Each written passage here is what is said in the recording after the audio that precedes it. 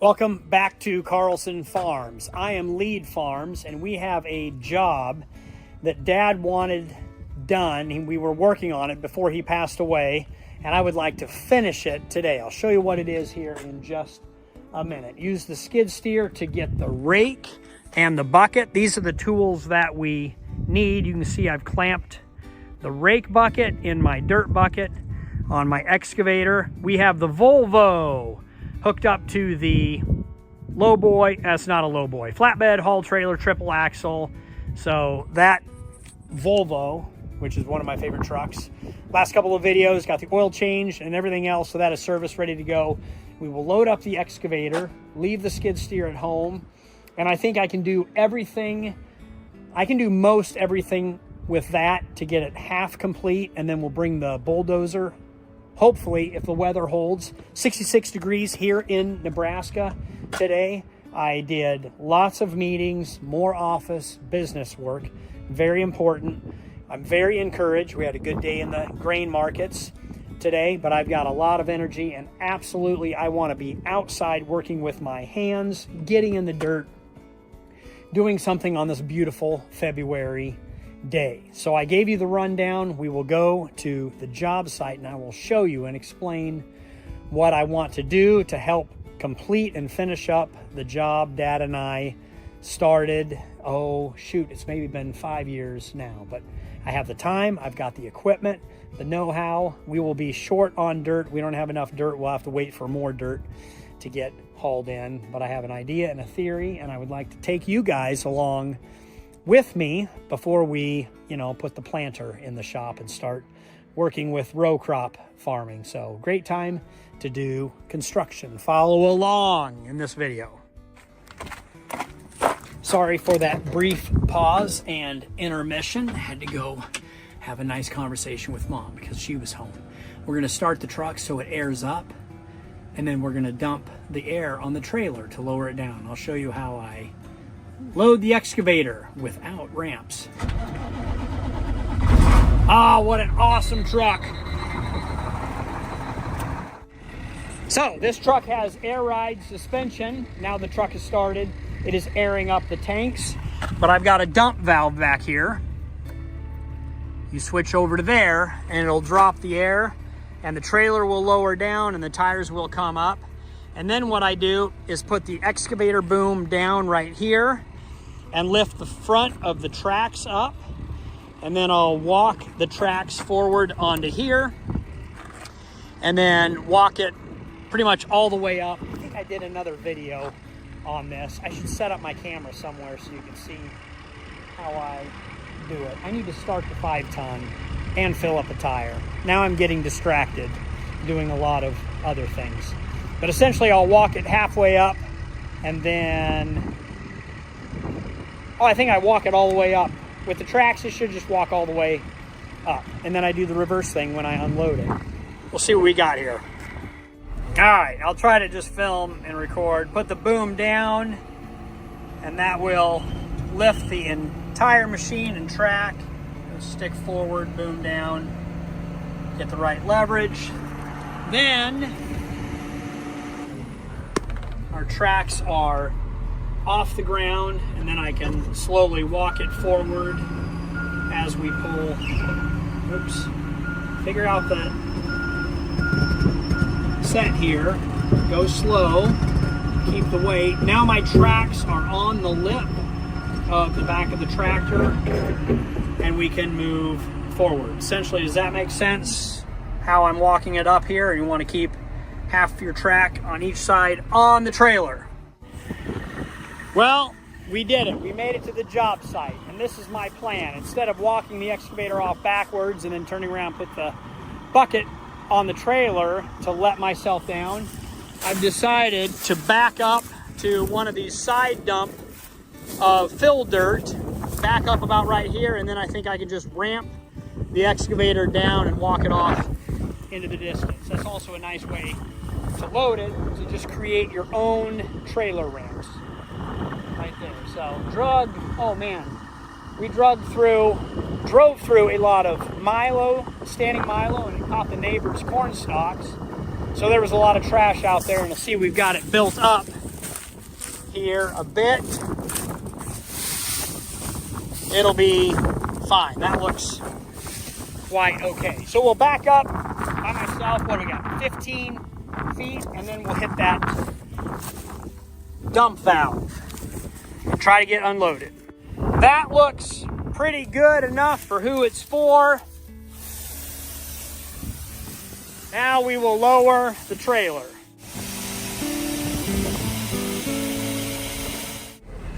Well, I think that worked really well and cozy. Just a couple different ways to unload your machine. So I will get set up. My goal and idea is to dig a hole that I started digging, and was that last year I was out here? I know I had a video of it. I should go back and watch that one to see how well I did. Dig the hole a lot deeper, and then the reason I brought the rake bucket is I want to go through this sand and dirty overburden and get the big chunks and put them at the bottom of the hole, so when we farm through here, rocks don't migrate up. As we all know, rocks just find their ways to the way to the surface.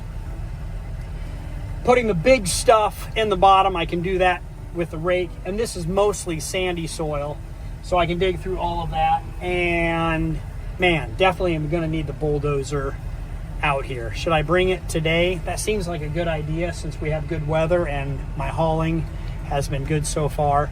But I want to get some time in the excavator, so we'll dig the hole out and we'll lift it up over the berm and dump it into the water pond the other side. I don't think we have enough fill here to completely fill in the entire pond to farm through. That's the goal, but we'll just see how far we can get. And once I have the dozer, I'll have a lot better idea. Then I can maybe call my other construction buddies when they're looking for places to haul, either from dirt from my place or from other sites. It's a great place to just fill, cover up. I've got a nice layer of topsoil on the side that I can push that over the top when we're all done. That's the goal. Let's get to it. I'll shut the done. The hole I dug, I think this is maybe about 20 feet from where I was at the top, and I got it nice and deep. A couple things you want to keep in mind. There are some frozen chunks on the top here. You want to be careful burying frozen chunks because they'll thaw out over time and then shrink down, and they can cause pockets and holes that you can drop a, I don't know, planter, tractor, or other heavy equipment, combine in if you're not cautious. So my plan is, once I fill up this hole, keep it smooth. I probably won't farm over it with heavy equipment for maybe a couple years. Let everything settle and mellow out. Also, when you're digging holes, what I like to do is leave an out or a little runway. So if a dog, coyote, raccoon, human, anybody would actually go in here, they would have a little navigatable space to get up out. That's just a couple things that I think about. Let me know in the comments if that's the right way to deal with frost blocks, fire logs, or holes that you dig. Is that good thinking? All right, let's get the rake bucket on and maybe just come over here and start raking some of these bricks and blocks down in the hole where I can reach them, and then we'll maybe make a pile over there. We've got a long stretch of navigatable overburden to take care of, but this will be a good, all this stuff will be a good fill in that hole, and then the rest of this, and then push it all in. It's amazing how much dirt you need to do one of these pond projects. All right, this chunk of video is probably more for my kids than any of you guys out there. Excellent equipment operators probably know this operation, but for anybody that doesn't know, or my kids, if you're watching this video, how do we run Dad's excavator? Even though they've run it, how do we switch buttons? This is the operation. So what I do over here with this WB whatever buddy operation, you hold the green button in first, and bear with me, it'll get loud beeping, and then you hit disengage mode. Sorry, I guess I have to learn myself. What I do here is go ahead and curl the bucket all the way up. Hold in this button. Oh, I got it, I think. And then you got to hold in this. Oh my goodness. Hold it in. Then hold that one in.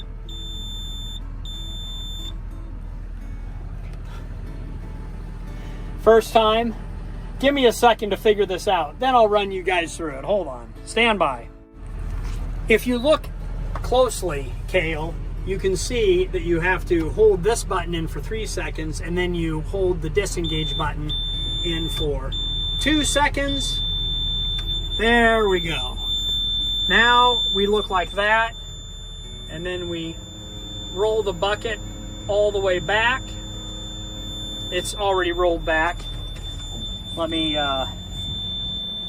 put this down here like this. So what happens when you roll the bucket all the way back, then it engages the hydraulic cylinder that unlocks the mechanism. I'll show it to you here in a second. Now we should put that down. It should come right out. There we go. That looks a lot better. Yay! We got it. And I will show you this. That's the mechanism right there. And so that piece right there unclamped. And so if we hit lock, well, I'll just go ahead and show you right now. Hit lock, and then you roll that bucket all the way back. It should engage, and so when you put pressure down, it'll slide that cylinder down and then couple in to that piece. So you roll your bucket onto there, and then the lock couple, no, roll your bucket into there, and then it'll spin out and lock into there. Does that make sense? Okay, we'll unlock it to, actually I'll clean out those cedar sticks first, and then we will go back and run this in reverse.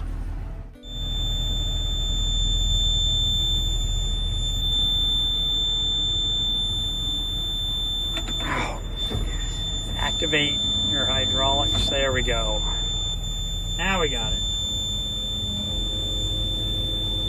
The mechanism goes all the way back. And then we will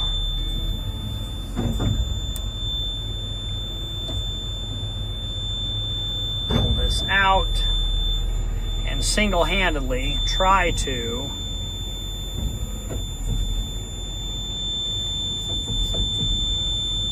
get that in there. All right, hold on.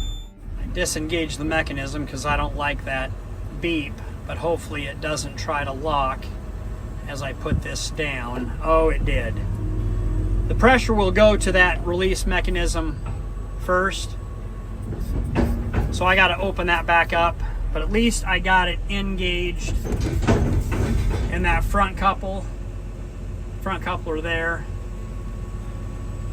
So I'll run it all the way up, unlock it, that cylinder, see that cylinder right in there, that'll pull back, and then this locking mechanism should engage. Taking a lot longer. It's been a little bit since I've done this. Thanks for your patience.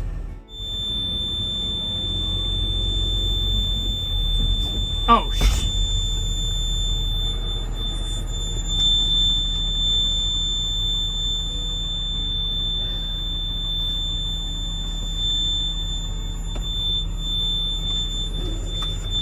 fail.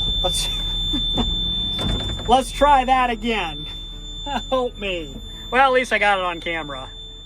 All right, here we go. Quiet alarm. Now, this is what I was going for. There we go. That's the lever, and then if you go out on this lever, it goes back. Now, a little bit of throttle. Now we are in good shape. Now, it is time to rake the leaves out of the lawn. Well, let me say, as I wrap this video up, that rake is extremely helpful. I believe this bucket, I want to say it's a 3/4 yard bucket. By the way, can somebody count my time lapse? How many scoops that I did? If it's a 3, maybe a half yard. Find out what yard my bucket is and find how many yards I dug that hole. And then you can see my rake. I got all the big chunks into a nice pile over there, and then I took half of those big chunks from that pile and flipped them over into the hole. Sorry we didn't have good drone footage or anything else. It's just me and my camera today. I'll maybe get some more cameras and such as I get the dozer out here. But sizing everything up, and remember what this job is, the bulldozer will be a key ingredient. Or if I had an articulating payloader, a wheel loader, you know, that's one of the handiest machines out there, or so I've heard, or Dad used to say. Anyway, that sums it up, I think, for this one. I don't know if I'll load the dozer tonight. I might kind of get set up. I believe what I might do is put railroad ties in front of the back of the trailer as a ramp to get the dozer up, because that's a little more difficult. I don't have the arm, the blade. You can't push yourself up necessarily. You need a little ramp. Or I might just skirt a little dirt to how I unloaded this one to load the dozer. I don't know. We will figure out when we get to it. But what a great day in the state of Nebraska. I hope you guys had a great day wherever you are. Happy February.